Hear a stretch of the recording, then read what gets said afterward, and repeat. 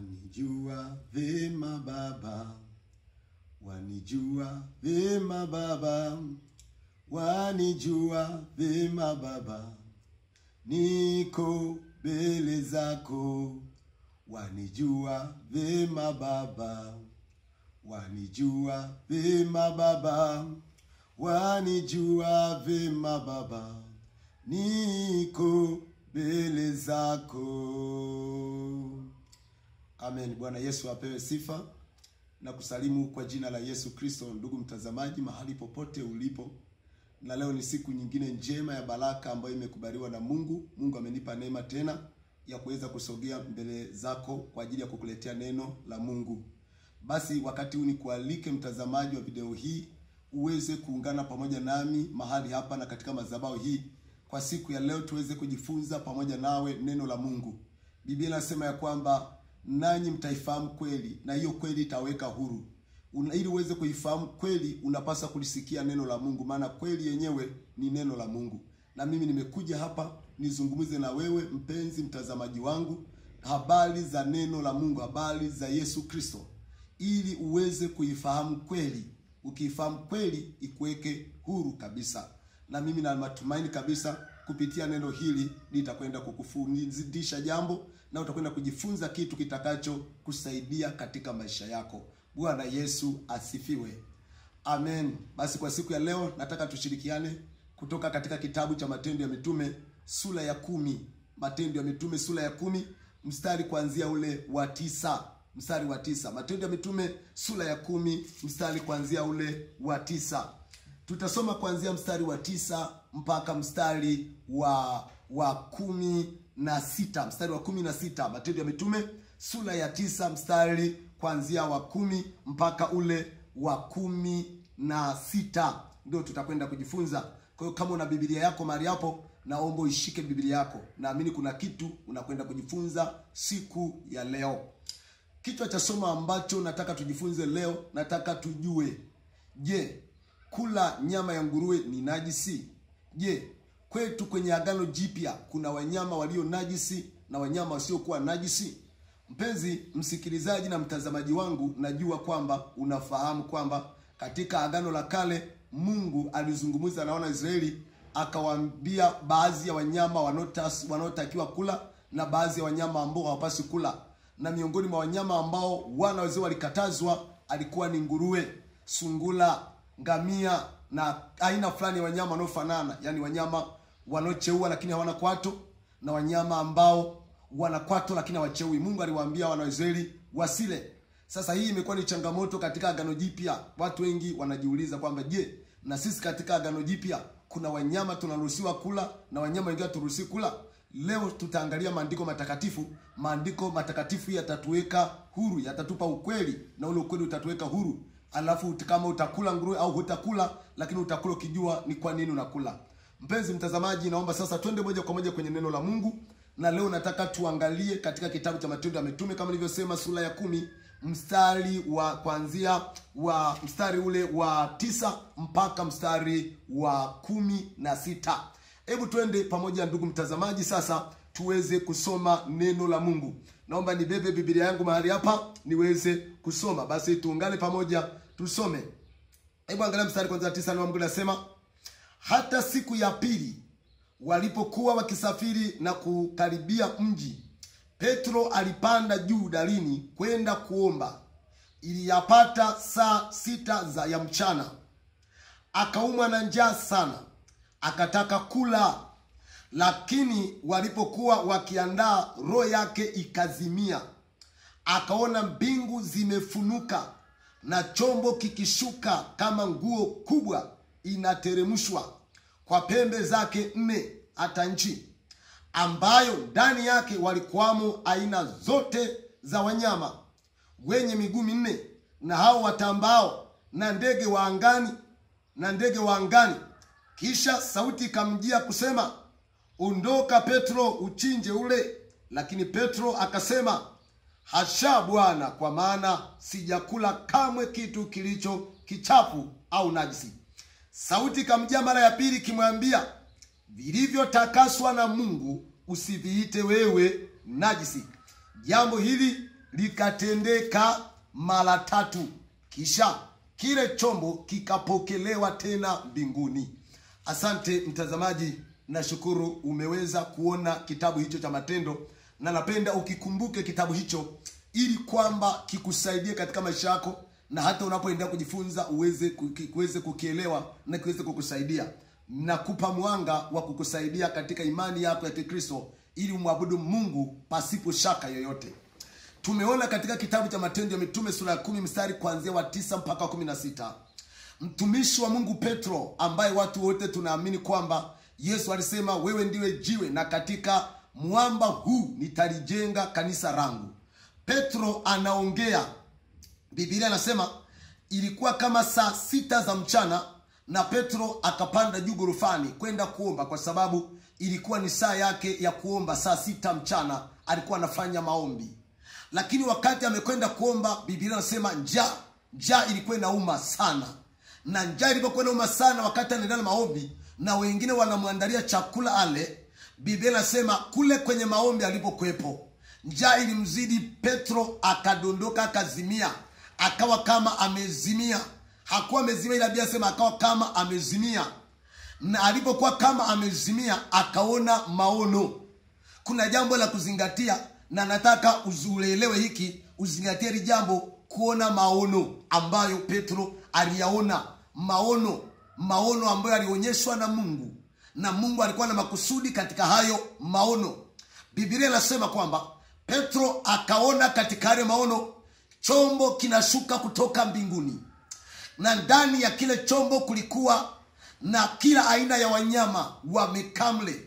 Lakini kumbuka jambo la msingi, Petro anaumwa njaa, na kwa sababu anaumwa njaa anaona maono ya chombo. Sio kitu kingine, ni chombo kilichokuwa kinafanana na nguo kubwa yenye pembe 4 inashuka kutoka mbinguni.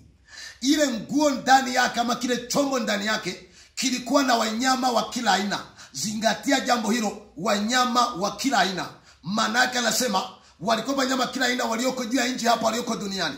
Manake sungura alikuwepo, ngamia alikuwepo, panya alikuwepo tembo, alikuwepo digidigi, alikuwepo umbwa, alikuwepo kila aina mnyama ndani ya hicho chombo. Achana na wanyama waliokuwepo ndani ya hicho chombo, lakini anasema walikuwepo na kila aina wanyama wenye miguu 4 na wale wanaotambaa. Sasa zingatia jambo la kutambaa. Manake mjusi alikuwepo, panya alikuwepo, mende alikuwepo, na kila aina wadudu unaojua. Manake nyoka alikuwepo ndani ya hicho chombo, na chula yule anarukaruka alikuwepo ndani ya chombo. Kila mdudu alikuwepo ndani ya chombo, na ndio kile chombo kikashuka kutoka mbinguni. Petro njaa inamuuma kweli kweli mpaka akazimia. Sasa Mungu amemletea chakula. Jambo la kuzingatia ni hili: Mungu si mara ya kwanza kuwaletea watumishi wake chakula wanapokuwa na njaa. Ngoja nikukumbushe, kipindi wana wa Israeli wanatoka katika nchi ya Misri, wamefika jangwani wana njaa, alishusha chakula kutoka mbinguni. Kipindi Elia yuko na njaa na kimbia Yezebeli, anajiombea afe, ameketi chini ya mti anajiombea kufa, Mungu alileta sahani kadhaa za chakula pale na guduria la maji kutoka mbinguni. Kipindi wanafunzi wa Yesu wana njaa pale nyikani na mlimani, alibariki mikate michache vikawa chakula kingi. Kwa hiyo Petro alikuwa na uzoefu wa kupata chakula kutoka mbinguni, na alipoona kile chombo alijua kwamba sasa chakula kimeshuka. Akajua Mungu amekuja na miujiza yake, na ni kweli ilikuwa hivyo. Sikiliza nikuambie, jambo la msingi utajifunza leo. Wakati Petro njaa inauma sana, Mungu anasema na yeye. Biblia inasema sauti kaja, ni sauti ya Mungu inazungumza na Petro. Anasema, Petro, najua njaa imekupiga, inuka, nimekuletea chakula. Anatazama Petro kile chakula alicholetewa kwenye chombo. Ndani yake anaona kuna nguruwe, ndani yake anaona kuna ngamia, ndani yake anaona kuna sungura, ndani yake anaona kuna chula, ndani yake anaona kuna nyoka, ndani yake anaona kuna mende, ndani yake anaona kila aina wadudu, mijusi, kenge na wadudu wengine wote wako ndani.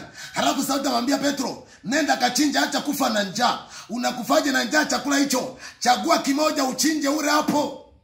Sasa ona majibu ya Petro. Kwa sababu Petro kumbuka alikuwa ni Myahudi, alikuwa ni Mwisraeli, na yeye ameshika neno la Mungu katika Agano la Kale na katika kitabu cha Walawi na katika kitabu cha Kutoka na katika kitabu cha Kumbukumbu la Torati linalomwambia asile wanyama walio najisi. Halafu ameletewa wanyama ambao ni najisi, anaambiwa inuka uchinje ule.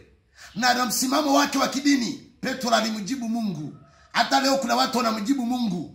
Kuna watu wanashindana na Mungu. Akasema, mimi siwezi kula nyama hizo, kwa sababu mimi kwangu kula najisi ni dhambi. Na toka utoto wangu sijai kula kitu kilicho najisi. Anamkatalia Mungu, amemletea chakula. Anakataa chakula alichopewa na Mungu. Anataka kumwambia Mungu kwamba yeye anaufahamu kumpita yeye, kwamba yeye anaelewa vitu vibaya kuliko Mungu. Mungu anasema, Petro, inuka uchinje ure mara 3. Petro anasema, siwezi kula kitu kilicho najisi. Bwana anamkemea Petro. Anasema, vilivyobarikiwa na Mungu, vilivyotakaswa na Mungu, wewe mwanadamu usiviite najisi. Anamkemea kwamba mimi nimevitakasa vitu hivyo, wewe ni nani viite najisi? Kuna watu, kuna mtu nazungumza na wewe mahali hapa sahihi. Wewe kila kitu naona ni najisi. Umeshika dini, hata Mungu anasema na wewe uko tayari kusikiliza, kwa sababu wewe toka utoto wako unajua hicho ni najisi. Kuna mtu unasema kambale ni najisi. Kuna mtu unasema nguruwe ni najisi. Nataka nikwambie Mungu anasema na wewe leo, amekuletea chakula hicho. Hao nguruwe amekuletea ule. Hao kitimoto amekuletea wewe. Hao kenge amekuletea. Hao wanyama wengine wote amekuletea. Wewe usiviite najisi vitu ambavyo Mungu amevitakasa. Mungu anamwambia Petro, hao nguruwe nimewatakasa. Hao nguruwe nimewatakasa. Hao chura nimewatakasa. Hao kenge nimewatakasa. Hao mijusi nimewatakasa. Mungu anasema kwamba amekitakasa. Wewe ni nani ngurumbiru ukiseme kwamba ni najisi vitu ambavyo Mungu amevibariki? Mungu alitaka kuonyesha kwamba ni yeye alisema najisi, na leo amebatilisha tena, sasa sio najisi. Nataka nikwambie na wewe, sio mwanadamu amesema nguruwe sio najisi, ni Mungu mwenyewe. Unapoita nguruwe ni najisi, manake upingani na mwanadamu, hilo napingana na Mungu. Lakini wale wameisikia sauti ya Mungu wanakula vyote. Ndio maana maandiko yanasema mtu mwenye imani anakula vyote, lakini yule aliye dhaifu wa imani anakula ugali asile na mboga. Kwa hiyo unaona, wewe unapoona nguruwe ni najisi, manake ni dhaifu wa imani. Watu wenye imani kubwa wanakula vyote, kwa sababu chakula hakimhuzurishi mtu mbele za Mungu. Nataka nikwambie, tumbo na chakula, Biblia inasema tumbo ni kwa chakula, na mtu anapokula kitu hakimpeleki mbinguni. Siku ya mwisho Mungu atavitoesha vyote, maana tumbo na chakula haviwezi kuurithi ufalme wa Mungu. Kwa hiyo neno la Mungu kwa mujibu wa Matendo liko wazi kwamba wanyama wote Mungu aliwatakasa. Biblia inasema kwa kusema hivyo alivitakasa vyakula vyote. Kwa hiyo nataka nikwambie, kwa mujibu wa Agano Jipya hakuna mnyama najisi, ila anaweza kuwa najisi kwa walio najisi. Maana Biblia inasema vitu vyote ni safi kwa walio safi, na vitu vyote ni najisi kwa walio najisi. Kama wewe ni najisi, utaona kitimoto ni najisi. Kama wewe ni najisi, utaona hata chura ni najisi. Utaona sungura ni najisi. Utaona kula ngamia ni najisi. Utaona wanaokula kitimoto ni najisi. Lakini kama wewe ni mbarikiwa, utaona ngamia kabarikiwa. Utaona kitimoto kabarikiwa. Utamuona sungura kabarikiwa. Kwa sababu hivyo ni vitu ambavyo Mungu amevibariki. Mwana wa Mungu, mahali popote ulipo, nataka ifahamu Matendo ya Mitume sura ya 10. Hakuna chakula najisi katika Agano Jipya. Kuanzia leo nakutangazia, uwe huru, usiwe na hukumu, usiwe na hofu. Mungu amevibariki vyakula vyote. Mungu akubariki kwa kutazama video hii, ikakupe mabadiliko katika jina la Yesu Kristo. Sema amen.